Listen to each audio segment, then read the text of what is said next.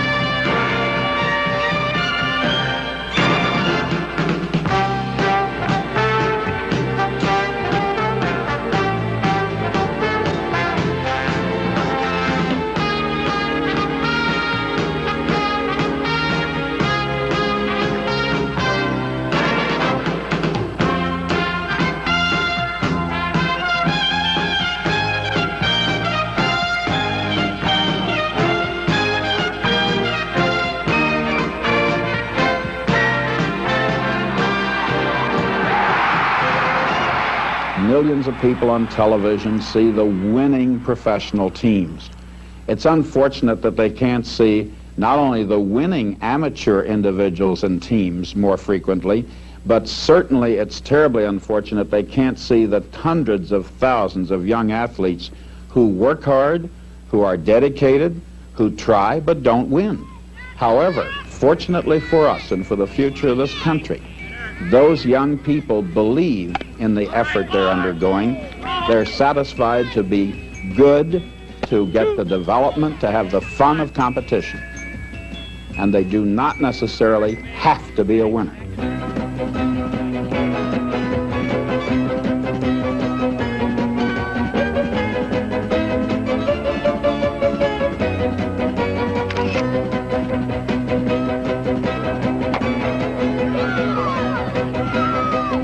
Teach them how to take best advantage of their athletic abilities.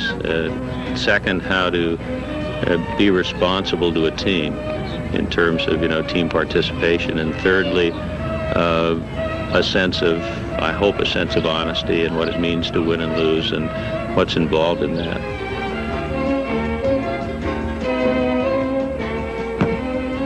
Probably the most recent and the most modern influence in the design of baseball gloves was the Little League. Their coordination was not yet developed, and their muscular capacity to use the equipment required some changes in design.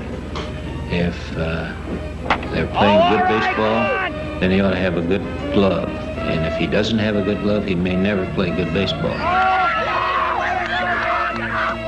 I'd like to have him come out of it with improved self-confidence about his own physical and mental skills, and a sense of what it means to be a part of a team. I think that's important because that's kind of part of life.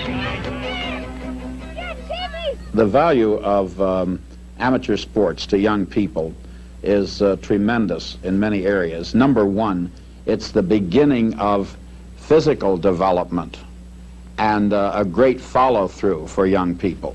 It's the area where some discipline can begin, the area where better citizenship in learning teamwork and learning to be an outstanding individual athlete. All of this begins with amateur sports.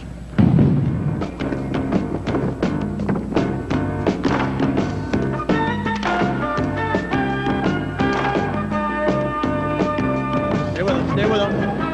Gotta step out and help there, Stan. He uses him as a pick.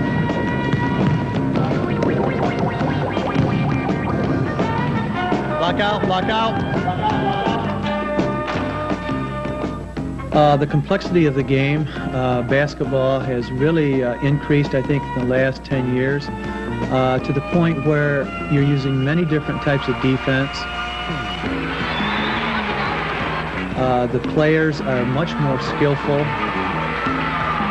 They shoot better, they're quicker, they dribble better. The different rules, new rules that are coming into the game, oftentimes will make ball players into better ball players. And I think overall, the different defenses and the superior coaching, I think, that is coming into the game is really adding to the different aspects of the game, other than just offense and defense the way it used to be. The only time that you really notice the fans is when you blow your whistle and everything stops and some guy yells out something that, you know, pertains to you or pertains to something that's taking place in the game. I would say that a good referee is one who is he's physically and mentally prepared. He has a keen knowledge of the rules. He can administer these rules with consistency, and his movement and positioning, he's always fighting for a correct angle. He never stands still. He moves to be on top of the plays all the time. And I would say most important is that this person conducts the game with a professional calm and dignity that conveys to the people a firm, quiet sense of authority. Knowing what it is like to win is very important, but also knowing what it is like to lose is also important. I don't think schools teach a great deal on failure, and so I think in that respect, winning is not the most important thing, but it sure helps. Obviously, for one person to win, there has to be a loser. There always has to be a loser in some competition. And again, so long as we evaluate ourselves and our effectiveness as human beings on the basis of whether we win or lose, half of us are going to feel like terrible people, or most of us are going to feel like terrible people half of the time. So, I think that is unfortunate. I think that the emphasis should be in the Olympic ideal, on the idea of competing and trying and doing what you can and enjoying it. Okay, let's go. Keep those arms up. 11, 12, 13. We would never expect, I think, in our program here to have someone that's not as talented to win, to the competition. But, if you have the ability to, that's what you should expect to excel. I think the days, where people would, athletes, young people would just walk out on a field and play football or basketball or run track, they're long gone. They're just weeks and weeks and weeks of dedication. And I think with distance runners especially, it's a year-round kind of thing. Some kids that we have, and I know other schools have them too, probably have trained year-round for a number of years. That line. Ready, set. Right out. They're really running against themselves ultimately, because time is something that they're concerned with, I think. But more importantly, they're overcoming things that they've built up inside. I think this is one of the real beautiful things about sport, be that you're getting an opportunity for someone to really control themselves. I think this is really what it comes down to, is control.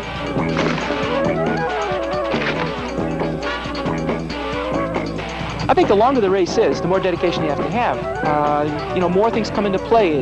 You reach a point when you're running where there's a certain amount of pain. There's got to be. And if you can't overcome this pain, if you can't say to yourself, well, the goals I have to run fast, to beat this opponent, to do whatever, they won't be met if you can't overcome it. So that overcoming is concentration.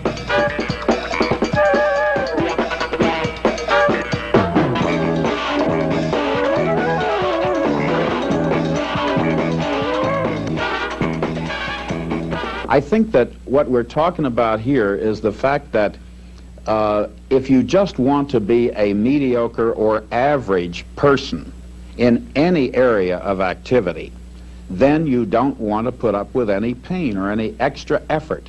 But if you want to be tops, if you want to be in first place or close to first place, If you want to be a winner in amateur athletics, then you're willing to have some pain go along with it. Because it's only then that you realize that you are a better athlete and that the pain is really secondary and it isn't important.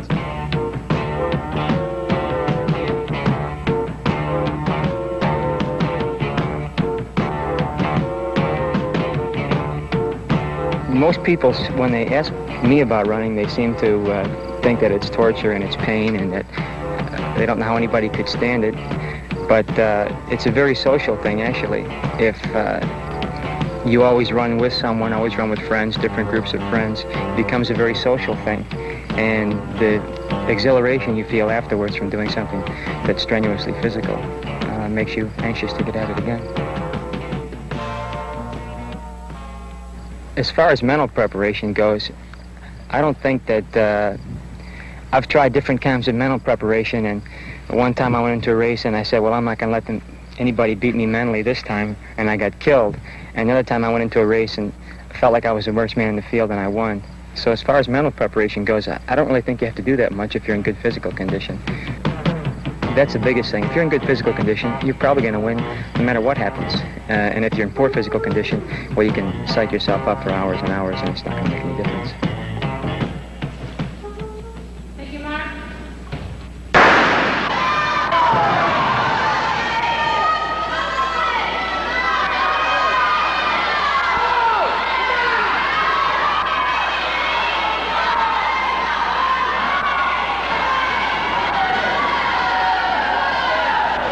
Swimming and track take so much physical endurance and they take so much individual dedication.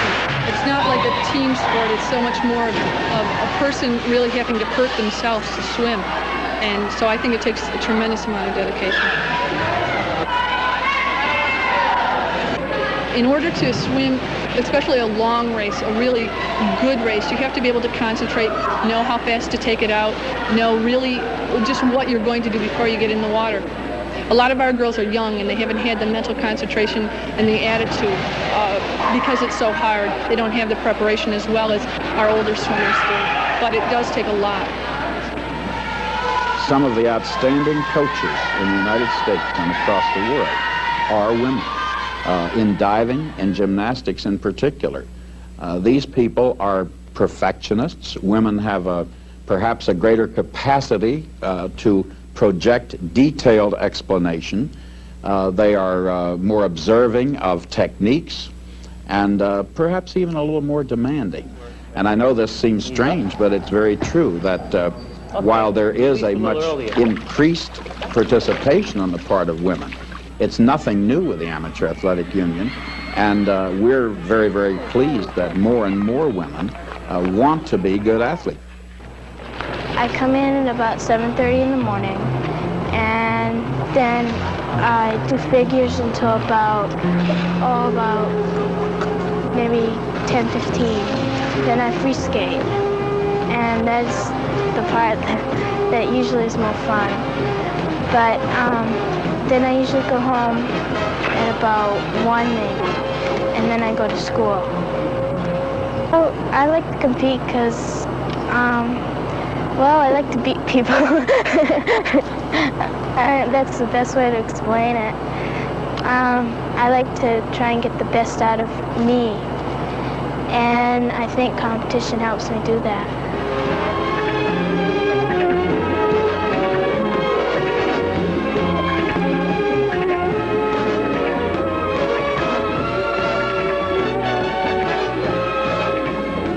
One potential advantage for sports is that it gives many kids a chance to experience some success, which can help build self-confidence. It also gives them a chance to identify with a group of other individuals, to develop some social skills, to develop a feeling of identity, again, which helps develop feelings of self-confidence. Go for good, good. Get ready, Jeff. Get ready. Go for good. Good. You know, there is discipline involved. I believe in discipline, and there is discipline involved with our lacrosse team. And when you graduate from this place and you have to go on to life, if you aren't used to, you know, some discipline and some of the things you learn from the pressures of playing in sports and playing lacrosse here, I hope it's going to make him a better person in the world. And that's the thing I'm striving for with our lacrosse players. The game really has changed drastically over the last 5 or 6 years because of more high schools playing it, more summer leagues. It can be very physical. You know, it has a combination of football and ice hockey involved in it. The hitting part is very similar to football. You can hit a guy from the front, on the side.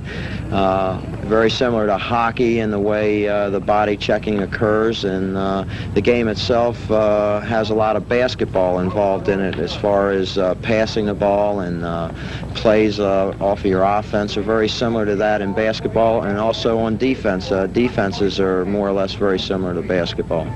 And of course, the main thing is in trying to get your team mentally ready is not so much what the other team has and necessarily what they're going to do, but our approach has been, you know, what we're going to do. And as long as we're ready and have the aggressiveness and the toughness that you need to play this game, then we'll play anybody and let the chips fall where they may.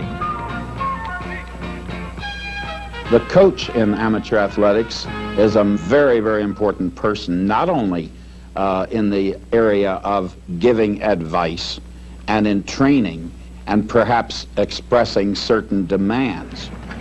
Much more important than that is the morale effect of a coach, the little bit of enthusiasm, the confidence that coach can instill in the athlete. The fact that they establish a very marvelous rapport. You're pulling a little bit in here, all right? And then you know, we spend a lot more time together than just in a gymnasium. I mean, these kids are my friends. A little flat compared to the other one, but it was good. They come to my house. They're not afraid to call on me for any reason. And I guess it's gymnastics that bring us together. Cool. Okay. It was my coach that got me started, and it kept me going. And now I teach it to other boys and girls, and hopefully they'll do that and enjoy life that way. It's a certain type of people. People are different. Gymnasts are different. I guess everybody, it's kind of like a clique, you know. And if they get into this clique and get involved and love it, I think that's what I really like. We try to work the kids out in one way or the other, at least a year-round program, whether they go to summer camps and join an outside club or in season during the high school season. But it takes all year to be good. I believe that in spite of the fact that gymnastics are very demanding, they take much more time and a great deal more patience. Young people enjoy them, and young people realize that there's a great deal of benefit to be derived from being a good gymnast. It's a very thrilling activity. It's a very beautiful thing to watch, and of course it's a great development program. I think that through the scheme of things, so to speak, that develops in amateur sports, a young person begins to realize that some discipline is necessary. I know in the modern age that we do not think young people like discipline. This is not true. They do respect the ideas of discipline. They respect older people for the first time in many cases, where their coaches or their people who are training them are giving them instruction. That's all we're doing is looking at all the different possibilities. I start to lunge towards the edge of this mat here.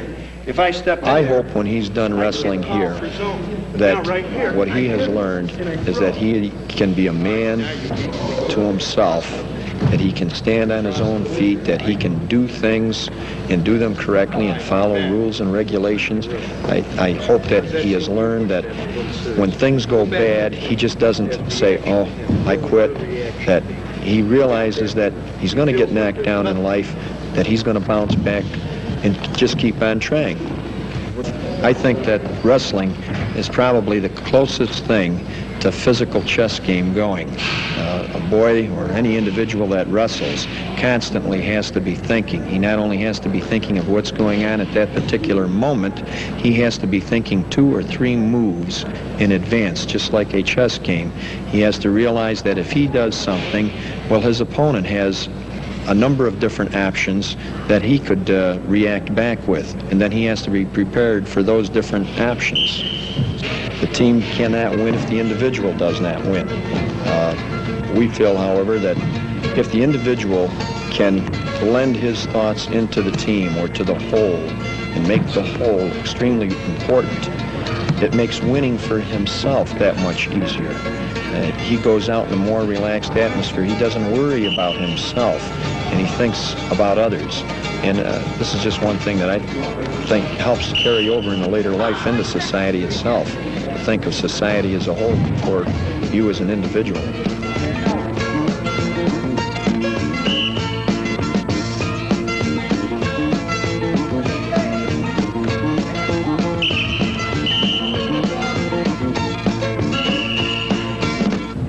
I've always been a competitor, and always sport was the only thing that ever turned me on at school. It was the only thing I ever tried at, and I liked sport. And if it hadn't been racing, it might have been something else, because I happened to be quite good at games in general. And then when I left school, I got into driving. Not in racing, but I just sort of really liked driving. Drove terribly fast and frightfully dangerously. And we finally managed to channel that onto the track when I decided I wanted to go racing. And I suppose now it's competition. I think, the fun of actually earning a car along fast is now satisfied, largely. I mean, I still enjoy it, but I don't have an enormous urge to do it. It's the competition, and of course the fact that I make my living at it, which is always nice. And really, Grand Prix racing is sprinting, you see, so there's no real question of sort of nursing the car. Grand Prix cars built to stand up to as much as you can give it in the way of hard driving, and unless you've got a big lead, then it's a sprint. You drive flat out from start to finish, basically. The last sort of half a second a lap comes out of hunger and, I mean, really out and out need and determination rather than just driving with a lot of skill. And it's not so much taking risks, it's just a different way of driving, and I think the younger you are, in a lot of ways, the more chance you have of doing that, keeping this competitive edge together, because that's the difference between winning and coming sixth.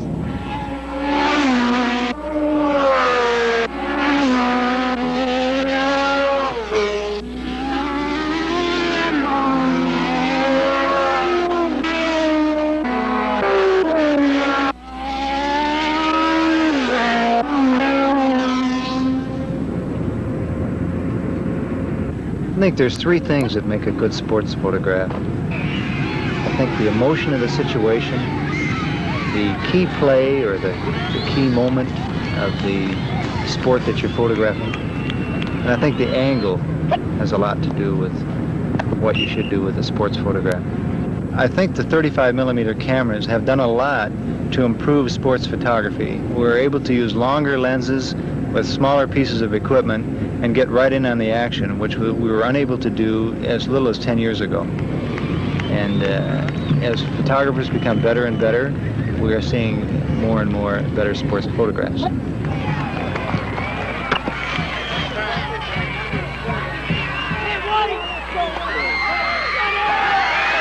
To me, and I think to all coaches, winning is very important. I think the whole society is a matter of winning. If you're the best person for a job, I would hope that that's part of competition. You should get the job. If you're the best, if you work the hardest on that football field, and that you should get that position out there. And hopefully, if we work harder than anybody else, which I feel we do, we're going to win more than anybody else. And to me, all I ask the boys is whatever they do, whether it be on a football field or in future life, is to give 100%. If they give 100%, they're always going to be successful people. I've been here 17 years as a head coach, and during these 17 years, I can honestly say that we have about 80 boys each year participate. We have not had a total of 10 broken bones in 17 years. And I think if they're in good shape and well coached and they have good fundamentals, you won't have that many injuries. most athletes don't enter into that competitive situation feeling that they're going to be hurt. They enter into it, they need the challenge, the physical challenge. It adds excitement in a sense of trying to win against odds. Believe it or not, there, you know, even on a four-man team where there's two guys in the middle who just push and get on, they've got to be able to ride too. There's a definite technique. It's not a difficult thing, but there's guys who've been here for years and still can't ride probably, I don't know, but it's the type of sport that gets into your blood. It's you know right off your first ride whether you're going to like it or not, and there doesn't seem to be any halfway. You're either really addicted to it or you're, you just say, well, thanks for the ride, and you walk out and don't bother to come back again.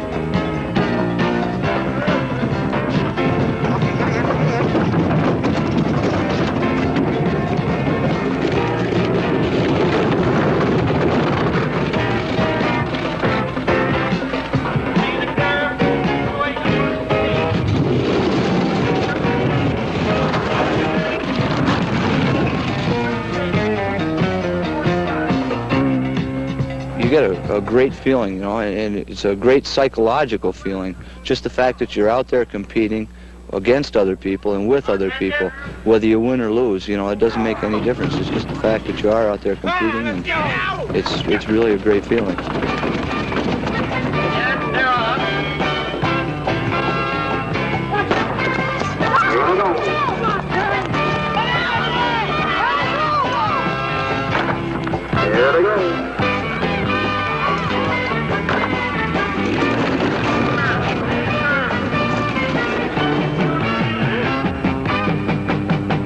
Sports appeals to everyone. It doesn't matter about your background in life. It doesn't matter about your color, your race, your creed, what you believe. If you are an athlete, if you want to train and compete, then you're a part of this great, great body of humanity who has an objective to be a better person and to provide facilities and training to make better people. And not only in athletics, but in every phase of American life.